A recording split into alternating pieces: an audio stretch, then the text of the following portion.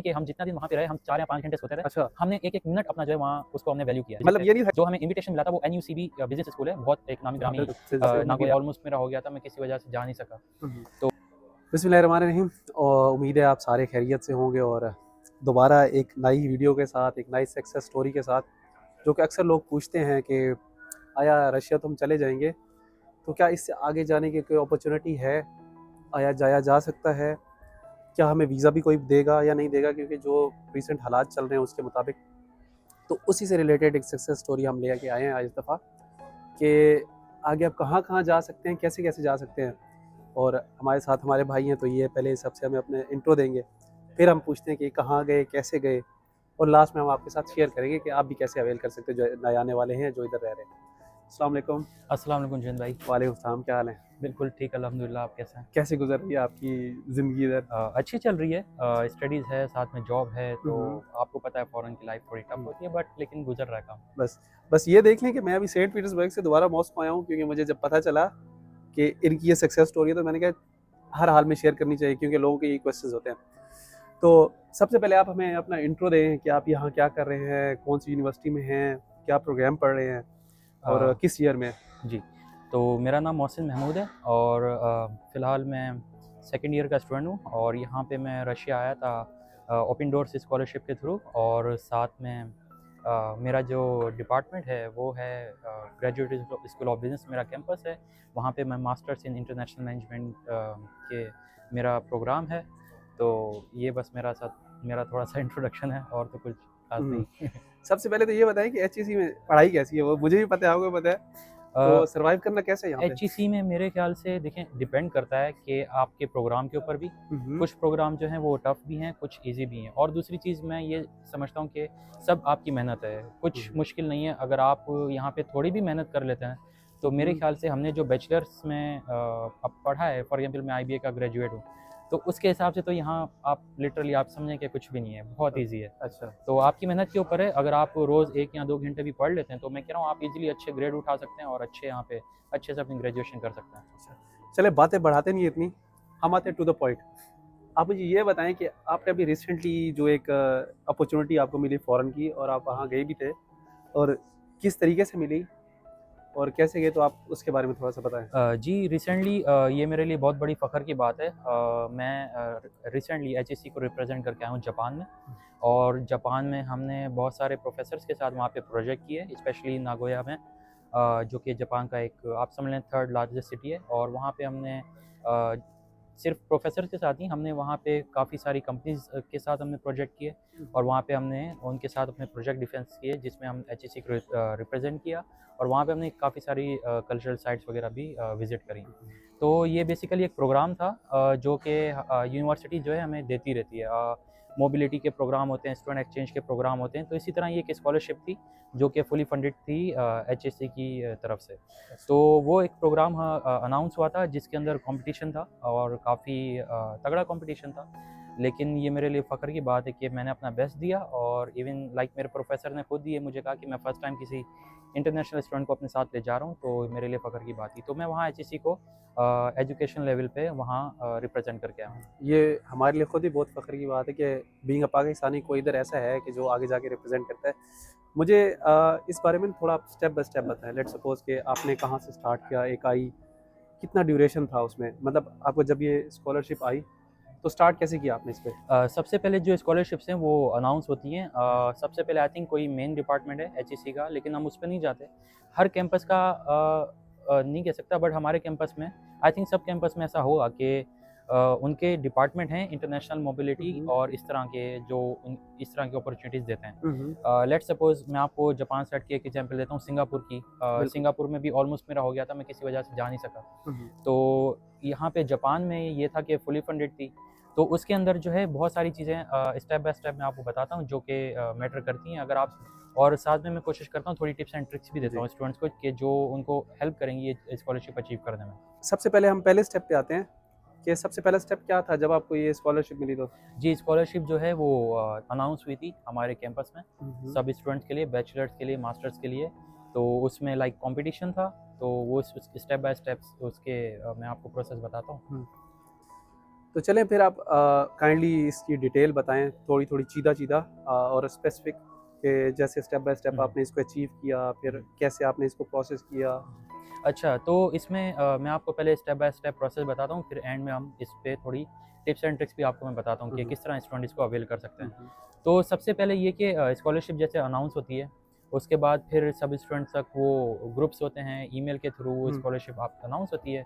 उसमें जो है आप इन चीज़ों पे नज़र रखें कि स्कॉलरशिप आई है। उसके बाद फिर कुछ चीज़ें होती हैं, क्राइटेरिया होता है। फॉर एग्जांपल एक आपको ऑनलाइन फॉर्म भरना होता है जो कि आपका अटैच होगा ईमेल के साथ और डिटेल उसकी सारी मेंशन होगी। तो यहाँ पे एक चीज़ मैं कहना चाहूँगा कि ग्रेड्स भी मैटर करते हैं। अच्छा। उसकी वजह कितने ये ग्रेड मैटर्स करते हैं, मतलब आपके अपनी कुछ एक थ्रेशोल्ड बता दें। जी, ज़्यादातर जो स्कॉलरशिप्स आती हैं वो मेरे ख्याल से अगर आप 7.5 सीजीपीए और ओवरऑल अगर आपका है तो वो बहुत मैटर करता मैं है। ये बताता चलूँ कि एचईसी में 10 एचईसी में जो सीजीपीए होता है 1 से 10 तक का होता है। जी। तो 4 पे पासिंग है ऑलमोस्ट, और फिर 7 और 7.5 से ऊपर ये सारा एक अच्छा गिना जाता तो है। मैं ये रिकमेंड करूँगा कि 7.5 हो, क्योंकि जितनी भी मैंने स्कॉलरशिप देखी है, स्पेशली जो फुली फंडेड होती है ना, तो वो कहते हैं कि आपके ग्रेड मैटर करते हैं, अच्छे होते हैं, क्योंकि ज़ाहिर सी बात है अच्छा स्टूडेंट होगा जो ग्रेड आपके ले रहा है। तो जिस तरह यहाँ पे शॉर्ट लिस्टिंग हो जाती है, काफ़ी लोग होते हैं जो काफ़ी शॉर्ट लिस्ट हो जाता है।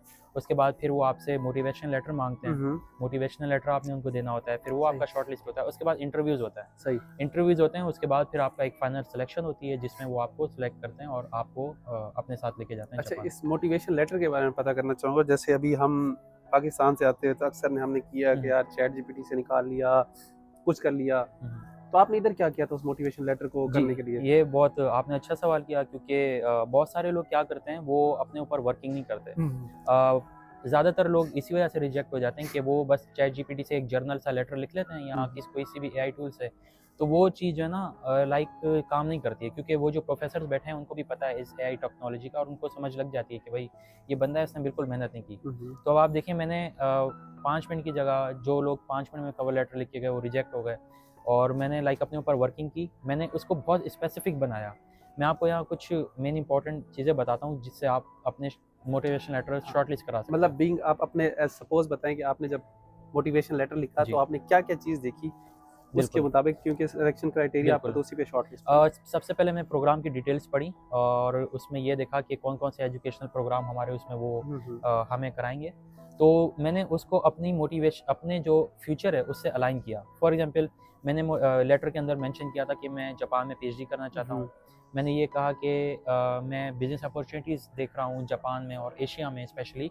और तीसरी मैंने ये कहा कि हमने कुछ कोर्सेज़ किए हैं ऑलरेडी जो कि एशियन बिजनेस मैनेजमेंट के ऊपर है। तो उस हिसाब से मैंने कहा कि मैं इन चीज़ों को एक्सप्लोर करना चाहता हूँ। तो मैंने इसको बहुत स्पेसिफिकली अपने ऊपर रख के ये एक लेटर बनाया था जो कि मेरे लिए बहुत हेल्पफुल रहा था। और एक प्रॉपर स्ट्रक्चर होता है कवर लेटर का, तो वो लोग अगर इस अप्रोच से जाएंगे कि उसको स्पेसिफिक बनाएंगे कि किस तरह वो हमें बेनिफिट कर सकता है, तो और आप किस तरह जो है लाइक फॉर एग्जांपल जैसे ऑर्गेनाइजेशन या यूनिवर्सिटी होती है वो रिजल्ट इन ओरिएंटेड होती है। शॉर्ट के मतलब वो अगर आपको स्कॉलरशिप दे रहे हैं तो वो आपसे आउटपुट लेंगे। एग्जैक्टली बिल्कुल यही बात है। मतलब ये नहीं है कि वो आपको सिर्फ अपॉर्चुनिटी दे रहे हैं, रिजल्ट ओरिएंटेड है कि आप इसको अपने लिए कैसे बेनिफिट करोगे और हमें कैसे आप बेनिफिट दे सकते हो। अल्टीमेटली वो अपना ही आउटपुट देख रहे हैं। एग्जैक्टली। तो आपको बस अपॉर्चुनिटी दे रहे हैं ना, मतलब बिल्कुल। आपने इस अप्रोच सिर्फ अपना नहीं, इतना और स्टूडेंट का दोनों का देख रहे हैं। हाँ, तो ये कि बस आप कैसे बेनिफिट लेंगे इससे, तो आपने स्पेसिफिकली बताना है कि आपके लिए आप क्यों डिजर्व करते हो स्कॉलरशिप। जी, क्योंकि बेसिकली हमारे जो स्टूडेंट पाकिस्तान में है या किसी भी कंट्रीज़ में है, उनको यूनिवर्सिटीज़ के लिए जो रिजल्ट्स एडमिशन के लिए भी काफ़ी मुश्किल होती है, ठीक है, बिल्कुल, स्कॉलरशिप के लिए। और आपने प्रॉपर इधर आके बिल्कुल, और रशियन कौम बहुत ज़्यादा मेहनत वाली है, मतलब यहाँ के जो स्टूडेंट्स हैं ना बहुत एडवांस लेवल पे हैं, मतलब बिल्कुल रशियंस को कॉम्पीट करना थोड़ा बहुत मुश्किल मुश्किल है। काम है, बहुत मुश्किल काम है। बिल्कुल। तो अगर ये गए हैं यहाँ से कंपटीशन करने के तो बहुत बड़ी हमारे लिए फ़ख्र की बात है, और काफ़ी कुछ सीखने को इनको मिलेगा इनसे। तो कुछ एक्सपीरियंस अभी आप ये शेयर करें कि आप 15 डेज़ का शायद आपका फुली फंडेड था। बिल्कुल, बिल्कुल। तो आप मुझे एक समराइज़ सा बता दें कि आपने क्या-क्या किया? अगर आपने वहाँ पे कुछ यूनिवर्सिटीज़ की कौन-कौन सी यूनिवर्सिटीज़ में गए, कुछ अहम यूनिवर्सिटीज़ के नाम बता दें, और फिर कंपनीज़ का आप बता रहे थे, उनके साथ आपने बिल्कुल, प्रोजेक्ट्स किए, बिल्कुल। फिर आखिर में कल्चर साइड, तो ये थोड़ी-सी एक बता दें जी इसमें? बिल्कुल, मैं आपको बताता हूँ, नाम तो थोड़े से अच्छा, हाँ, मुश्किल मुश्किल ही है। होंगे बिल्कुल। तो बाकी जो है सबसे पहले मैं आपको बताता हूँ कि हमारे एजुकेशनल जो प्रोग्राम था, हुँ, हुँ। उसमें 3 चीज़ें थीं। हुँ, हुँ। एक सबसे पहले यूनिवर्सिटीज़ के हमारे विज़िट थे, वहाँ पे हमारे प्रोफ़ेसर के साथ विज़िट थे। जो हमें इन्विटेशन मिला था वो एनयूसीबी बिज़नेस स्कूल है, बहुत एक हाँ, नामी-गिरामी बिल्कुल, सही, सही। नागोया जो सिटी है वहाँ का बिज़नेस स्कूल है। और दूसरा था हमारे कंपनीज़ के साथ विज़िट थे, कंपनी बहुत सारी हमने विज़िट करी हुँ, थी। हुँ। और तीसरा हमारे कल्चरल साइड था। तो अच्छा, आप यूँ समझ लें कि हम जितना दिन वहाँ पे रहे, हम 4 या 5 घंटे सोते थे। अच्छा, हमने एक-एक मिनट अपना जो है वहाँ उसको हमने वैल्यू किया है। मतलब ये नहीं था कि बस जा गए तो बस अपनी मर्ज़ी से। बिल्कुल ऐसा नहीं, हमारी प्रॉपर क्लासेस होती थी, हमारी वहाँ ग्रेजुएशन सेरेमनी हुई। अच्छा। और ग्रेजुएशन सेरेमनी के साथ-साथ आप कह लें कि क्या कहते हैं, वहाँ एक पूरा कंपनीज़ के साथ हमने प्रोजेक्ट किए। हुँ, हुँ। हमें बहुत सारे वहाँ लाइक एज़ अ गेस्ट हमें तो अच्छा, एक लाइक बहुत ऑनरी तरीके से हमें वहाँ ले गए हैं और बहुत अच्छे से हमने वहाँ परफ़ॉर्म किया है। अच्छा, और जो सबसे अच्छी बात थी, हमारी पूरी जो टीम गई थी, वो बहुत ज़्यादा कॉम्पिटिटिव थी। तो इतने इंटेलिजेंट लोगों के साथ काम करके बहुत ही एक जो है अलग ही लेवल का मज़ा आ रहा था। अच्छा। मतलब कुछ ऐसा आपको लगा कि जहाँ वो गए हैं तो वहाँ पे कोई अपॉर्च्युनिटी आप देख लेट्स सपोज़ आप रशिया में तो थे। कुछ कंपैरिज़न रशिया और जापान की एजुकेशन में या जो आप इधर हुँ, हुँ। माशाल्लाह से जॉब भी कर रहे हैं, हुँ, इनके एक और भी इनके साथ वीडियो आएगी जो इनकी ये व्हाइट कॉलर बेसिकली जॉब करते हैं और बहुत ही बड़ी कंपनी के साथ, वो भी हम करेंगे। बिल्कुल। तो जो जॉब कर रहे हैं एक्सपीरियंस प्लस एजुकेशन वो आप कहीं न कहीं कोई कोई कंपैरिज़न या कुछ ऐसी बात? जी, बिल्कुल जापान जो है नो डाउट बहुत वो तो ज़्यादा बहुत वर्कहॉलिक है उसका तो। बहुत ज़्यादा एक तो डेवलप है। हुँ, हुँ। और चलें एक छोटी मैं बात ऐड कर देता हूँ, शायद पॉइंट नहीं है यहाँ पे फ़िलहाल, हुँ, लेकिन हुँ। वो नेचुरली भी जापान जो है ना बहुत खूबसूरत है। और जो है हर लिहाज से जापान, लोग कहते हैं ना कि यार हमसे 50 साल आगे, 100 साल आगे, मैं कहता हूँ शायद 500 साल आगे। अच्छा। तो जापान बहुत ज़्यादा लोग जो हैं हर चीज़ की उनके पास प्लानिंग है। हुँ, हुँ। वो प्रॉब्लम जो आपने सोची भी नहीं होगी ना, अच्छा। उसका भी उनके पास सॉल्यूशन है। और वो लोग बहुत ज़्यादा ऑर्गेनाइज़्ड लोग हैं और बहुत पोलाइट हैं और मतलब कि ना एक अच्छे पीस हार्मनी के साथ रहते हैं। वो बहुत सही, लाइक मेरे लिए एक लाइफ़ चेंजिंग एक्सपीरियंस था। आप सही। मुझे छोड़ें, मैं तो पाकिस्तान से हूँ। इवन कि आप देखें मॉस्को भी काफ़ी डेवलप्ड है। बिल्कुल। तो मॉस्को से जो स्टूडेंट गए थे, वो भी वहाँ जाके एक लाइक शॉक में थे। अच्छा। तो जो रशियंस थे बिल्कुल, मतलब। बिल्कुल बिल्कुल ऐसा ही है। हुँ, हुँ। तो बाकी जो है वहाँ पे मैंने कुछ देखें, हर चीज़ परफेक्ट नहीं होती। बिल्कुल ऐसे ही। तो वहाँ पे भी मैंने देखा है कि लोग जो है ना लाइक एक एक्स्ट्राऑर्डिनरी वर्कोहॉलिक हैं। अच्छा। वहाँ लाइक जो है like I think work life balance थोड़ा कम है। हुँ, हुँ। और ये शायद हमें वहाँ प्रोफ़ेसर ने भी बात बताई थी कि लाइक के लोग जो है ना लाइक अगर यहाँ फॉर एग्जांपल मैं रशिया में थोड़ी लेट भी जाता हूँ कभी जॉब पे तो कोई माइंड नहीं करता। हुँ, हुँ। लेकिन अब वहाँ आप ऐसा नहीं कर सकते हैं। वहाँ लोग जो है बहुत ज़्यादा डिसिप्लिन वाले हैं, बहुत ज़्यादा। तो हो सकता है कि ये चीज़ें पॉजिटिव हों, लेकिन वहाँ थोड़ा वर्क लाइफ बैलेंस सही, कम सही। है। ठीक है। तो मतलब अगर आपको फ्यूचर में मौका मिले जाने का तो क्या आप जी, प्रेफ़र बिल्कुल करेंगे? मौका क्या मिले और अल्हम्दुलिल्लाह मौका मिला भी है। हाँ। कुछ कंपनीज़ के साथ हमने वहाँ प्रोजेक्ट किए थे, तो एक कंपनी की तरफ से ऑफ़र हुई थी कि अगर आप जो हैं मतलब कि सिर्फ़ मुझे नहीं, हमारी पूरी टीम हाँ, को, हाँ। कि आप में से कुछ स्टूडेंट अगर फ्यूचर में हमारे साथ काम करना चाहें तो अच्छा, आप हमारे साथ कर सकते हैं। तो देखें फ़िलहाल तो यहाँ पे हूँ, फिर आगे कोई अच्छा। प्लान बना तो मतलब ये देख लें अभी इनको माशाल्लाह से अपॉर्च्युनिटीज़ पे अपॉर्च्युनिटीज़ मिलती जा रही हैं और काफ़ी सारे लोगों का ये होता है कि यार अगर हम इस कंट्री में आ रहे हैं जो कि हर तरफ से सैंक्शन्ड है, हर तरफ से रास्ते बंद हैं तो क्या कुछ मिलेगा या नहीं? तो ये इसमें बात नहीं है। बात ये है कि आप सर्च कैसे करते हैं? ये ईमेल्स वगैरह ये जो भी आता है ये सारे के सारे आपको थ्रू प्रॉपर चैनल आता रहता है, सिर्फ़ आपको अवेल करने का होता है। तो अच्छा एक और बात जो कि इंतहाई ज़रूरी है, हुँ, हुँ। मतलब हम अपने कंट्री में वीज़ा लेते हुँ, हुए हमें कितनी मुश्किलात होती बहुत, हैं, बहुत। जो भी चाहे वो हो, ठीक है। अनफॉर्चुनेटली या फॉर्चुनेटली जो भी है हमारे कंट्री के कुछ ऐसे हालात हैं कि काफ़ी मुश्किल होती है। तो आपने यहाँ पे जो वीज़ा लिया, हुँ, हुँ। अभी हमारी तो रशिया का वीज़ा लेते हुए हफ़्ता 2 हफ़्ते लग गए, 3 हफ़्ते लग गए, हुँ, ठीक है। हुँ। अब मुझे ये बताएँ यहाँ पे आपको वीज़ा के प्रोसेस क्या था हुँ, हुँ। और आपको कितने दिन में वीज़ा मिला? अच्छा, मैं एक छोटी-सी बात यहाँ इससे स्टार्ट करता हूँ और मैं आपको एक पर्सनल एक्सपीरियंस भी हुँ, बताता हुँ। हूँ। डेवलपमेंट सिर्फ़ ये नहीं कि टेक्नोलॉजी या हाँ, हाँ। इस तरह की कोई चीज़ चलें वो भी एक ठीक है। लेकिन डेवलपमेंट का मतलब मैं ये समझता हूँ कि आप अपने लोगों के लिए कितनी आसानियाँ पैदा कर सकते हैं। एक कंट्री तब बिल्कुल डेवलप ज़रूरी। कहलाता है। तो जापान की जो ब्यूरोक्रेसी और वहाँ का जो सिस्टम था, वो इतना एक्स्ट्राऑर्डिनरी फ़ास्ट था कि एक फ़ॉरेनर के लिए मैं आपको बताऊँ कि मैं जब वीज़ा अप्लाई करने गया हूँ, हुँ, मुझे हुँ। 10 मिनट लगे हैं वीज़ा अप्लाई करने में। और उन्होंने मुझे सिर्फ़ एक डेट दिया, आपने इस डेट पे आ जाना है। हाँ। मैं गया, मुझे 1 मिनट लगा है वीज़ा रिसीव करने में।